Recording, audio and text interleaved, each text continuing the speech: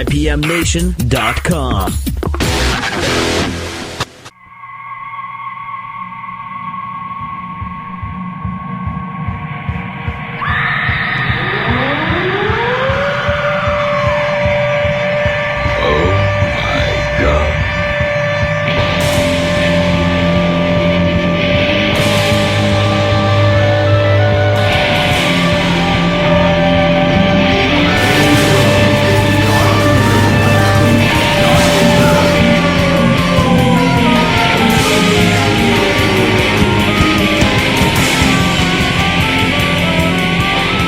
Local Outbreak on 100.1 The Planet. Matt from IPMNation.com here at the Planet Studio.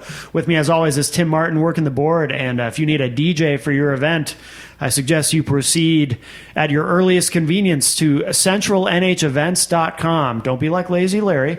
Go to centralnhevents.com. You can hire Tim to DJ your event, your shindig, as that was, I think, the word that we sort of an all-encompassing term for all events that require a DJ of some sort, shindig. So Tim will DJ your shindig. CentralNHEvents.com to check out what Tim does, and you can hire him, and I definitely recommend him. And with me here in the studio tonight at the Planet is Daryl Barnes. How are you, Daryl? Fantastic, and you? Very good, and it's great to have you here, and this is going to be a really interesting show. You're a bass player, and you have material that you do completely comprised of bass parts, correct? Yes, I do. So very interested in hearing that. And you're going to play a couple songs for us live tonight here in the studio. So this is going to be really interesting. And as a bass player, too, I'm especially interested. But having already checked out what you do, it's very unique. And you also play in a couple of bands, and we can get into that later, too. But really interested in your solo stuff. So why don't we start with one of your studio tracks that you've recorded? We talked off air about a song called Dee Dee. Mm-hmm. And it was actually the first song of yours that I listened to online. And why don't you tell us about that, the inspiration behind the song? Dee Dee was inspired by my sister, Darlene. Her nickname is Dee Dee. My sister, roughly about 4 years ago, was diagnosed with stage 3 breast cancer. Wow. Basically, the doctors didn't really give her much chance of survival. All they were trying to do was prolong her life. Okay. During this time, and she's somewhat religious. I have a religion myself that I call fantastic. It's my belief, and this way I live life. Yeah. She called me probably every day, bawling, because of all the negativity that was infiltrating, so to speak, her life from her doctors and nurses, her own husband, and so forth. But by calling me, usually by the end of every phone call, we're laughing and crying together, and she knows everything's fantastic, and life goes on. One day, shortly after her single mastectomy, she had called me after getting back from the doctors to have her results read after a surgery like that. She told me that when she was called into the office, her doctor was crying, which usually is not a good sign. And my sister immediately was upset, crying, and said, well, I guess that's some bad news. And she said, actually, I've performed thousands of cancer surgeries on people my entire life, and only 2 came out 100% cancer-free. Really? And that was you. And she says, it's nothing I did. It's a complete miracle. Okay. My sister said, no, it's fantastic. So she told me that. I immediately broke down and cried and literally hung the phone up, went over, grabbed my bass and sat, and literally within probably 15 minutes worked out all the parts to this song. No kidding. It just funneled through me, and the emotion just completely took over my body, and I wrote it, recorded it on my Jamman Digitech, and eventually brought it to the studio where my producer Sean Cochran recorded it for me, through his studio. Sure. Interesting. Okay. Well, I'm dying to hear it. We'll play that now, and then we'll come back and talk some more. So this is Dee Dee from Daryl Barnes here on Local Outbreak on 100.1 The Planet.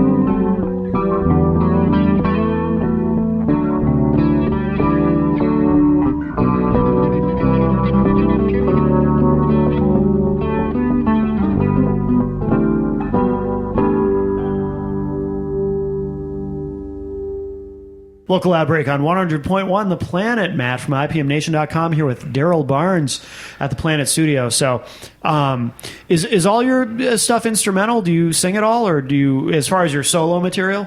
The solo material is all instrumental. Okay. I funnel a lot of the melodies, a lot of the solo pieces within the song. Yeah. Is kind of like the vocal parts. Okay. If they were.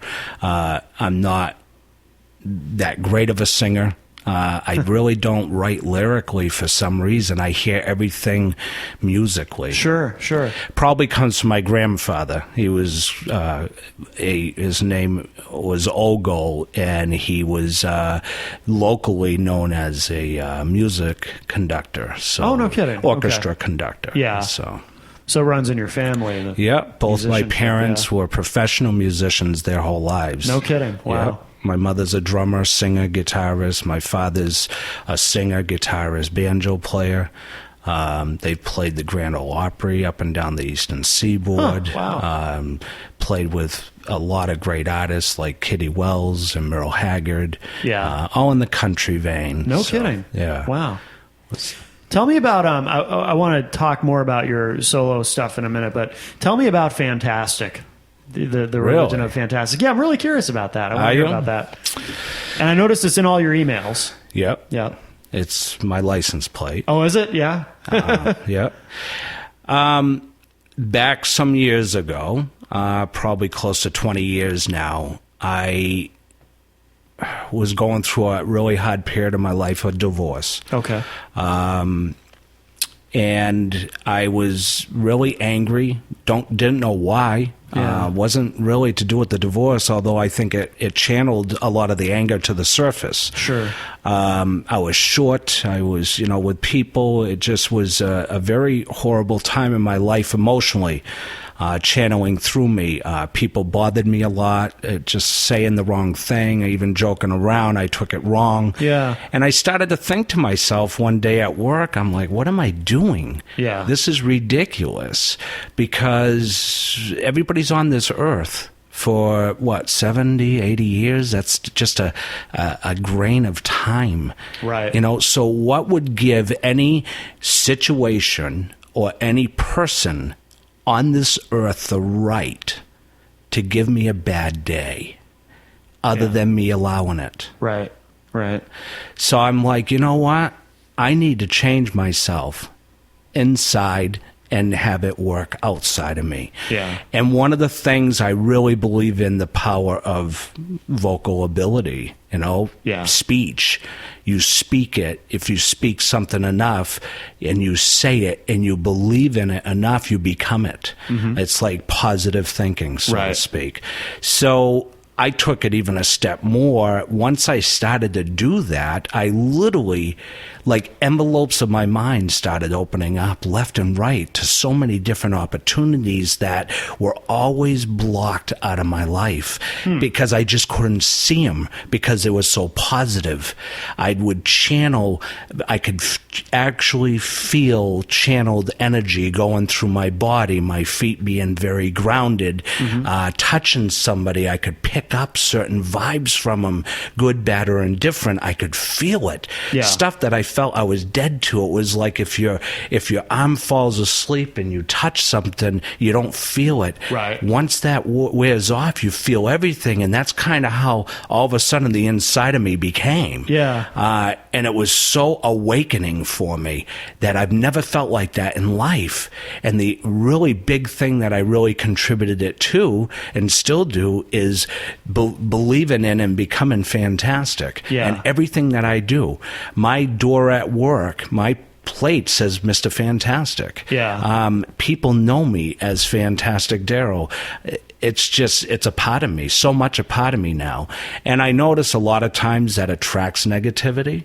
A lot of times negativity wants to come into my life. Sure. But I'm able to buffer it so much easier now. Yeah. And living, one of the first things that when I open my eyes in the morning and wake up is I think about how many people aren't waking up today. Yeah. How many people won't make it through today. Right. And whatever my problems are, or yours, or Tim's, is nothing compared to other people. Tim has huge problems. I don't believe it. Nothing compared to other people in the world. You'd be amazed. No, I'm just kidding. But a lot of that is, to me, being very positive. Yeah. And fantastic. Yeah. And people feel it when I'm around them. Mm-hmm. Just very, I'd rather be like that my whole life. Right. Yeah. And people will say, how can you never have a bad day? I'm like, well, I have lower fantastic level days and I have higher fantastic level days. Sure. But not a bad day. Yeah. That's really where cool. that comes from. Okay. So I took something extremely negative in my life. Yeah. That would put some people into, addictions of drugs and alcohol and bad situations, and really made it positive. Sure. Really pissed off my soon-to-be ex-wife. How you doing, Daryl? Fantastic. Right. But, it's all relative. Yeah. I don't allow her or anybody to give me a bad day. Yeah, that's really cool. Yeah. That's really cool. I dig that. Now, how does that inform your music? I mean, does that attitude and that outlook, does that affect the music that you write? Absolutely. And I'll tell you why. Because before that, like 20 years ago, happening, I didn't write anything. Really? Like, I have nothing really. Yeah.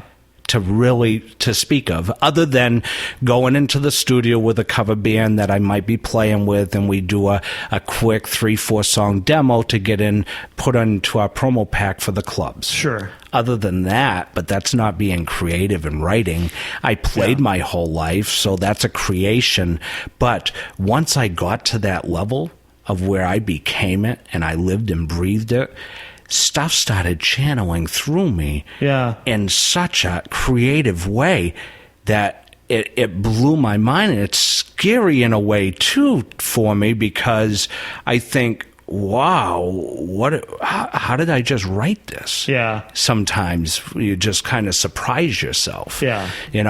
And I'm not saying my stuff is like totally like off the charts and, that everybody will think it's fantastic. I'm not tooting my horn, but for me personally, my personal goal is what I'm hearing. Yeah. I mean, when I first was learning how to play bass, and I started studying the bass and learning the bass, never having a lesson on the bass. Really? At the age of 13, for years beginning, people would, especially my brother, to my face say, "You suck." Really? You should just give up playing. Wow. You're horrible. And I'm like, you know what? That to me is motivation. Yeah, good. That is motivation. Yeah. It's always fun to prove somebody wrong. Absolutely. Something very empowering about now, I play in so many different musical situations. Yeah. And he's a fantastic rock drummer. Is he? Yeah. Like the best I've played with. But put him in country, a show band, anything else, and he will fail. Right. So, right. And I've done all that other stuff. So. Yeah. That's great. Tell me about your approach to your solo stuff, because it is all you and it's all bass. Mm-hmm. How do you do that when you're recording it, and how do you do it live? How does that work? Well, Digitech came out with a fantastic machine. Actually, I'll start back a little bit. I bought a Tascam multi-tracker for my home. Sure. And I was, it's very impractical to go out live with that. That's just a home studio recorder. Yeah. So I would sit with that, and I started to write and putting, multi-track recordings using that, and never even thinking to play out live this stuff or anything like that. Yeah. Or recording it more than that even. And I wound up getting the urge more and more. I had a original band called Twist in Time that it was me, drums, and piano. And we were playing like extremely, I was writing very different stuff than what you've heard on my website and here tonight. It was more fusiony, rock, country, jazz, reggae. I mean, a lot of different genres, sometimes all in the same song. Really? And playing these things very unconventional bass-wise. I wasn't just playing a bass line, I was playing the melody line, chordal stuff, harmonically, using a lot of harmonics in my music just to add a little different flair and elegance, so to speak. Yeah. And then later on after that, I stumbled across this machine called the Digitech Jam Man. That out of the box, with a sound card, you can record up to 6.5 hours of continuous loops. Oh, okay. It's a looping station, basically. Yeah. And this here allows me, I can record 100, 200, basically loops, very distinctive from one another, on this without a ton of deterioration. Okay. Seamless loops. You cannot hear the loop end or begin. Okay. Because it is just, as long as your count's right, yeah. you have a mental clock, it's great. So I use that a lot, where I will go into an establishment and I'll start out with something real simple, like maybe a melody or a chordal part, and then, after a certain count, start the loop, and then immediately start my next loop layered on top of that. Okay. And build the song however I want, do a bunch of soloing on top of it, and then actually debuild the song, take away the loops. Okay. And bring it back to a single bass. Was that hard to learn how to do that?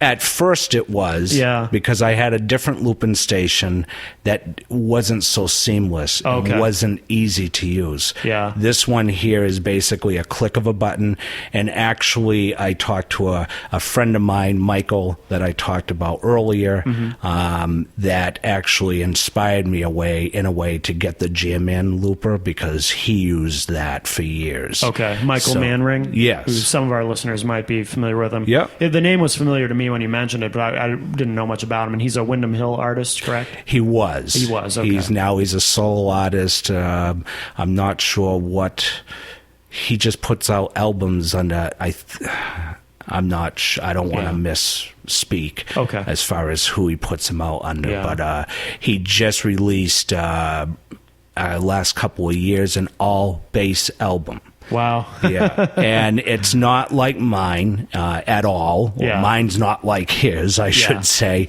His, they're all songs where he doesn't do any overdubs. Okay. So it's one continuous bass played song. Yeah. And to listen to him, you're swearing you're hearing all these overdubs, and there aren't any. So he must be a big inspiration to you then, I would assume, a big influence. He is a big influence, definitely. I like a lot of bass players out there. I just think he takes the bass in a direction that nobody else have. Yeah. I remember I've met a handful of times Victor Wooten. Oh, wow. And I talked to Victor about Michael Manring, and I said, so, basically sum up, what do you think about Michael Manring? A very deranged bass player was what he told me. Yeah. And for that to come from Victor, that's pretty wild. I assume by deranged, he meant that in a complimentary way. Exactly. Yeah. He is, if you listen to his music, even, his older stuff from Windham Hill, you'll see what I'm talking about. Yeah. Now, when you go to play live, how does it work in terms of what you're going to play? Do you have a set list and you kind of already know what you're going to do, or are you doing this? Are you improvising where you're just kind of on the spot, building the songs in your head, and therefore building them as you play them? Or does it vary? It does vary. Sometimes, like I already have a pretty good idea because I've written a bunch of stuff. So, and it depends on the crowd. Sure. If it's a dinner crowd, I don't want anything too aggressive. I have more aggressive songs than, more laid back. So I'll play the crowd. And there is many moments where I'll just sit there and I'll hit a chord or something, and I'll just run off with it. So I'll even expand on the songs that I have in maybe a different direction because it just hit me. Yeah, that's really cool. Yeah. Ever have anything, how do I want to put it, ever have anything sort of go awry, either technically while you're playing or on stage, or maybe you start building a song and then you decide you don't really like it, or anything like that ever happen, or is it all pretty seamless?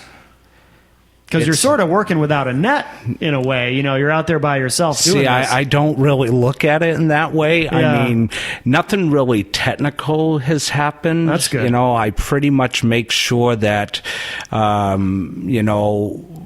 my chords are fine. Yeah. And, I don't, with this type of material, I'm not playing really hard, so I don't break a string. Although I have in the rock bands, I've broken strings. Yeah. My chord go bad.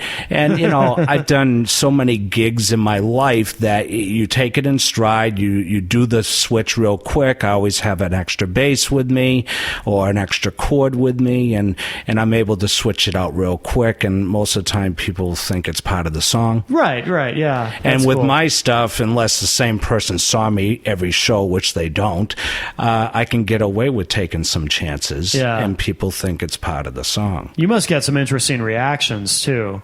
Yeah, because what you do is unique. Well, was surprising, I told you a little bit off the air, I did this art gallery down in Newbury for the first time I did it was an artist open. They were showing this guy's art, and he had asked me, because he really liked my material, to just, if I could come and just play in the greeting area when you first walk in. Sure. And then they go, the people would go and walk through the art gallery. And I'm like, sure, I don't care. That'd be great, it's art. Yeah. So I'm just in there playing, doing my thing, and people are coming in and they're looking at everything and going through all the rooms, and and I'm like looking down and really not paying much attention. And my girlfriend, she comes up and she says, Daryl, look up. And I look up and everybody is in the room watching me. Oh, that's really cool. And I got really nervous. You stole the show. I was shocked, but I'm like, wow. And that was before I had the Jam Man Looper. I didn't even have complete songs going. Yeah. A lot of material I played just a solo piece, just the way it is. Sure. And people were coming up afterwards constantly saying, I've never seen somebody with 4 strings, a bass, play this beautiful music. Yeah. And they were blown away. That's and really I don't cool. think it's that amazing, but it's cool when you get a reaction like that. Yeah. And you only play a 4-string, right? You don't have because people get fancy with the 5-string and the 6-string. I play 4, 5, 6, 8, 12. Oh, really? Yeah. Okay. Wow. Yeah. Right now, I did have to get rid of my 5 and 6. Yeah. And my 12, a good friend of mine, Dan, had bought from me when he moved out to New York. So, but right now I have 4 and an 8-string and a fretless. Okay. I just have a 4-string. I feel really inadequate right now. No. There's really no difference from a 4 to an 8 or a 12. Yeah. It's just 2 more octave strings. Oh, yeah. So you're just still playing the same note. Right. It's just you're getting more of an ambience of a chorus behind it. Yeah, which is essential to what you do. So yeah, some of it. Yeah. That's why I have my 8 and I kept that. Yeah. I like to add that in some of the pieces because it gives I'm not a big effects person. I don't really like it. I think it's fake, like distortion and delays and stuff like that. It's nice to be able to somewhat mimic that stuff. Sure. Without having the actual device to do it. Right. And people I love that chorus. Well, I don't have a chorus. I do have a chorus pedal, but it's the 8-string, or something. Yeah.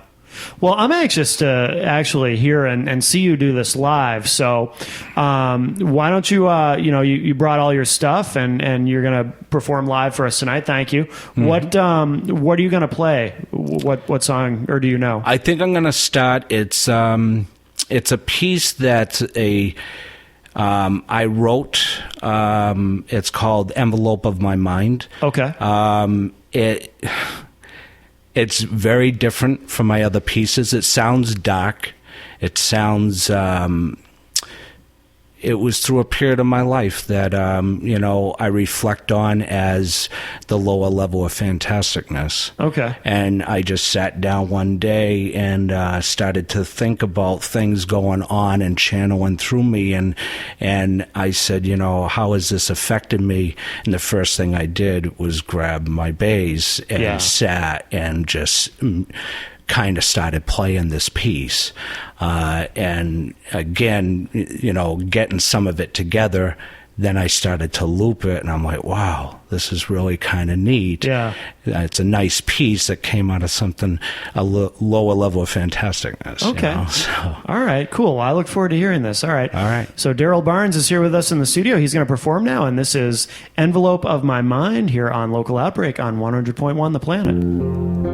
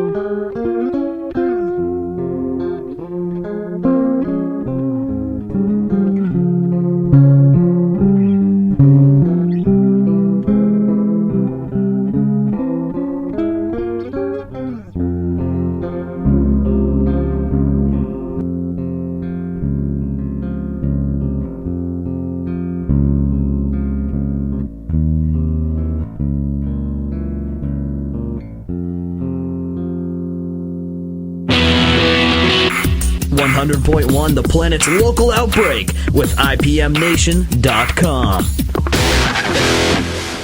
Local Outbreak on 100.1 The Planet, Matt from IPMNation.com here with Daryl Barnes, who just performed live for us, and that was fantastic, Daryl. Thank you. So very Thank cool. you very much. Cool. And you're going to play for us again later. And let me ask you this, because I was thinking about this while you were playing.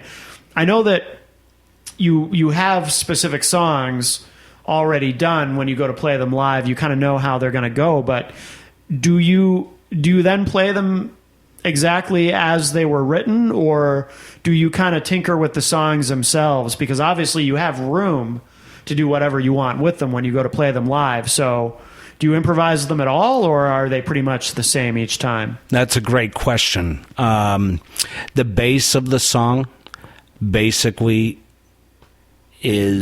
will be the same for the most part, but there's so many other aspects of the song. I like to think that you have the cake, then you have the icing and the jimmies and the candles, and all those other things are, things that makes it unique for that moment in time. Sure. You'll never hear me play basically the same song the same way. Okay. Yeah. My soloing is all different. My approach is all different. It's my mood that dictates the song. Sure. I channel different things from different people in the room.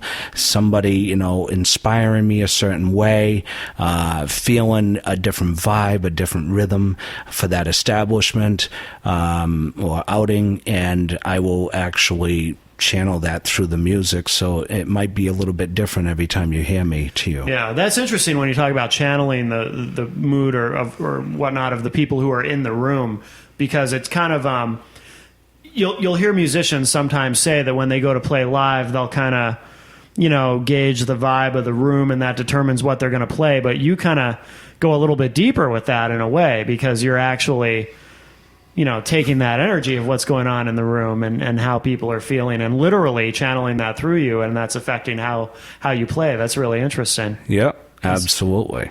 Tell me about, because you're not just a solo artist. Now you have a couple of other projects, right? Yeah. Sandbox Bully, you were telling me kind of off air earlier, that's on a hiatus right now? Right now it's on a hiatus. We need to reorganize it, and some things internally worked out. But I think down the road, it'll be up and running again. That band there, I also, one of the members of that band, I should say, is Kevin Feeney, which is the drummer of Muggsy. Okay.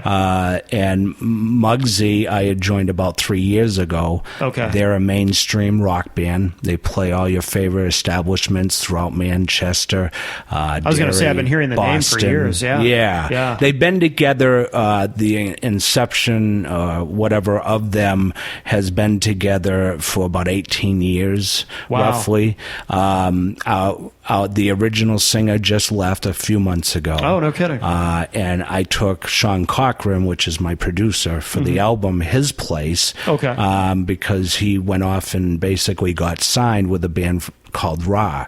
That they were big back in the, I guess, late 90s. Yeah, Ra, early R.A. Yeah, Ra, yeah. R.A. He was their bass player. I've met him. Okay. have? That's why the name is familiar to me, and probably to some of our listeners, too, who really follow the local scene. Okay, yeah. And when he got done with them, he basically moved back to his hometown, which is Haverhill, where he grew up.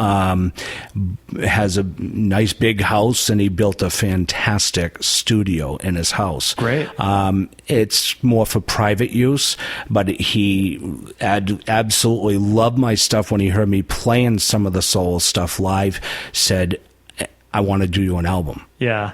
And I'm like, what? I never thought to really do this in the studio. Sure. Because it's so raw emotion, like out there. I didn't want it to sound like fake. Yeah. And he's like, I'll do it great. We'll do it together. I'll produce it for you. Just come in and play. Yeah. And basically, that's what we did. Yeah. Just waiting to do the mastering on it and to get it out. Oh, cool. Cool. So there is an album in the works. Yeah. Okay. Do you know when? Any kind of ETA on that? I'm hoping before Christmas. Okay. Oh, good. Not positive, but that's what we're shooting for. And a full length? Or? Yeah. Okay. Yeah. And is it just going to be you on the disc? Yeah. Cool. And Sean producing. Cool. Yeah. I've, wrote, arranged, and played everything on it. Yeah. Is that what you find the most rewarding, is doing the solo stuff? For me personally, because it's my music. Yeah. You know, it's created by me, played by me. Right. Nobody else, other people could play it, but they wouldn't because why? It's kind of fruitless. Yeah. I've sent some rough samples to Michael Manring, like of Dee Dee. He was blown away. He wrote me an email saying how he loved it. Great piece. Can't wait to hear the whole album. Type of stuff. So I'm really excited about it. And just doing this here tonight with you is fantastic. So. Now, playing on stage with Muggsy, I mean, obviously that requires a completely different mindset, but it's probably totally. I'm sure in some ways it's much easier because it's not like all the pressure is on you. You're up there with 3 other guys, 4 other guys. I'm not sure how many guys are in the band. There's 4 of us in the band. Yeah. Bass, drums, guitar, and vocals. And what's interesting is, rhythmically, we're extremely tight, and I get a lot of people mentioning that, like, you and Kevin, man, must have been playing for years together. It's like, well, 3 years, but we've both been playing for a long time. And Mark Fitzpatrick on the guitar, just a smoking player, and what that enables me to do in a rock forum is I do play, which a lot of people comment on, rock bass much differently. I'll not only play those root notes of, say, a rock line, but I'll play the top chords to complement the guitar. So I'll play a lot of comping chords, full chords to thicken up certain parts when Mark goes off into a lead so the bottom doesn't fall out. That's good, and different things like that just to fill in all the nooks and crannies without overplaying. I was going to say, with doing that live, you guys must sound nice and big, big rock sound. Yeah. Oh, that's cool. That's very cool. And Muggsy's, like you said, really active? Yeah, we play pretty much every Friday, Saturday from here to Boston. Portland, Maine to Boston. At least 1 or sometimes 2 Thursdays a month, depending on how it falls. As well. We do charity benefits every year. We play basically everything from some classic rock to very current rock. What's big out there. Sure. And play some great places. I don't know if I can mention them. But oh, absolutely, yeah. Like the Black Brimmer, Murphy's Tap Room, Whippersnappers, the Bell in Hand, a couple of Re-Roz clubs. They're a small chain. Oh, yeah. So those places and... just all throughout Boston, Michael's Pub, and just, different places wanting different types of stuff. And, every year we get hired to do Bike Week at the Lobster Pound. So we have to cater to that type of crowd. And we always do a really good job. Our set list, or song list, I should say, is always evolving. We're always dropping off stuff, picking up new stuff, and just keeping current. And that's what keeps clubs wanting to hire us back. Absolutely. And cool. they're probably the best bunch of guys I've ever been privileged to play with. None of them have literally any bad habits. Oh, that's good. Like, zero. That's unusual for musicians. I mean, I smoke cigarettes, but none of them has even ever smoked a cigarette. No kidding. And I'm not promoting smoking cigarettes, but it's really reassuring to play with people that take what they do in life very serious, and that's why us 4 gel so good together. If you ever want to quit smoking, I know a fantastic hypnotist. I was going to talk to you tonight about that. Absolutely. Well, listen, why don't we play the other song that you have available online? Yep. And, Life's Journey. Life's Journey. And what's this about? Basically, I started to write this actually on my way to Sturgis, South Dakota, for Bike Week. Oh, wow. I was driving across the country with 7 people. And going across, I just started to really, start thinking about my life as a whole and where is my journey taking me, basically, and all these things happening in my life, good, bad, just normal stuff in people's lives.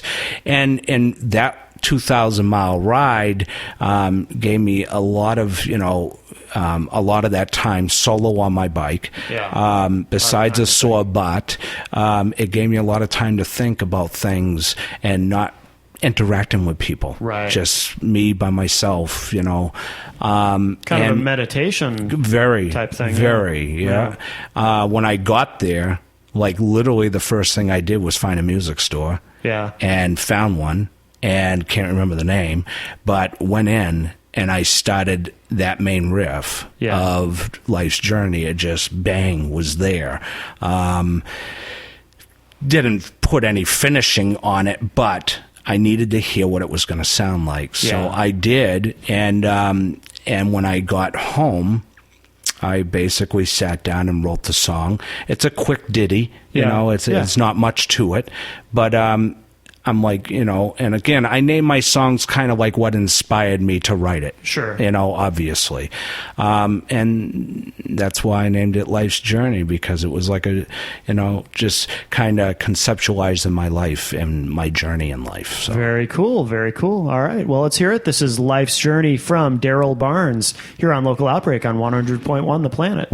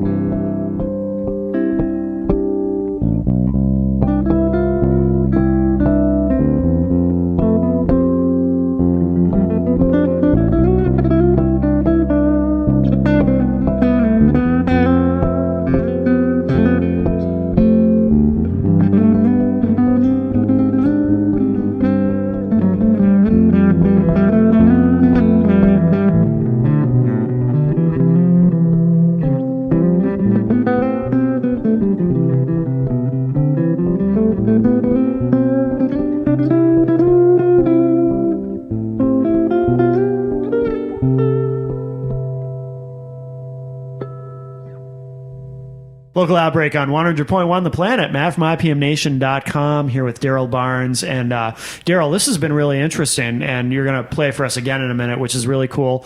Why don't we make sure everybody knows where to find you online, who wants to find your music and keep up with what you're doing and keep up with Muggsy and everything you got going on, because you're a busy guy. One of my biggest things that I'm promoting right now is my Facebook page. Okay. So anybody that wants to friend me on Facebook, they can find any of my links to the Muggsy MySpace page, the Muggsy Facebook page, the Daryl Barnes MySpace page, and basically it's myspace.com/Daryl Barnes, DARYLBARNES.com, I believe, for MySpace. Yeah.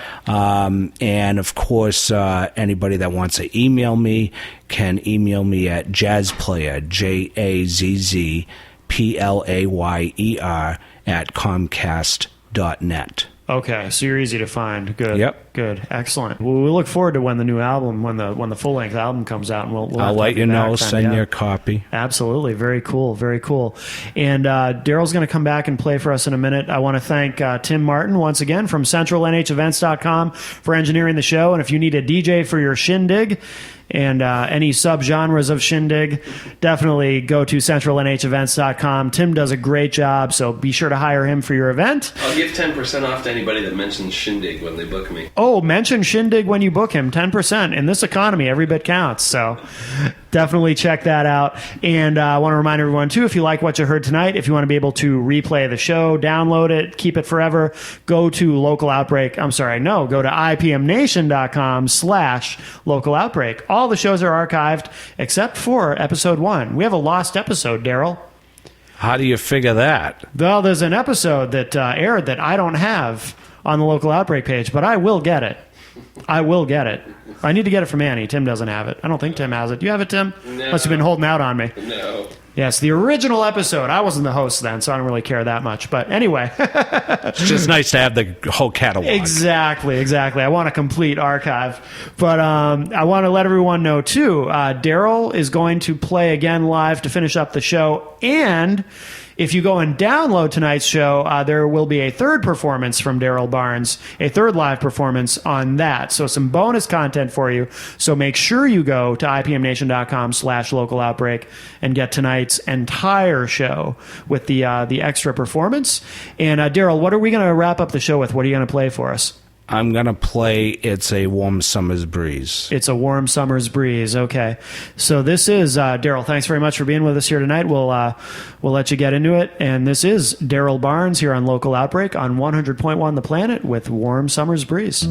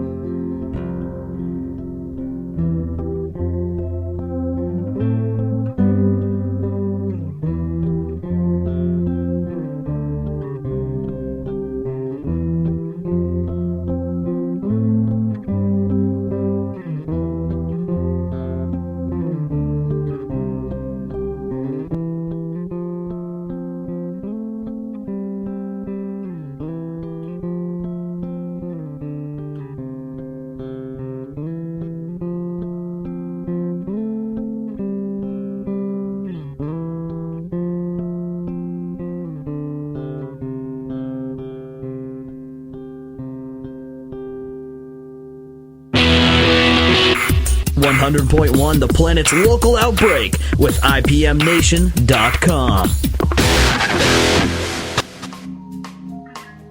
The Planet's local outbreak is recorded weekly at the studios of 100.1 The Planet. It's engineered by Tim Martin of CentralNHEvents.com. Matt Connerton of IPMNation.com is the host of The Planet's local outbreak. The show is produced and edited by Annie Biello of 100.1 The Planet. For artist links and details about The Planet's local outbreak, log on to The Planet's Entertain Me page, WPNHFM.com. The Planet's local outbreak is available for download anytime online, IPMNation.com/local outbreak. The Planet's local outbreak is a product of 100.1 The Planet and Northeast Communications.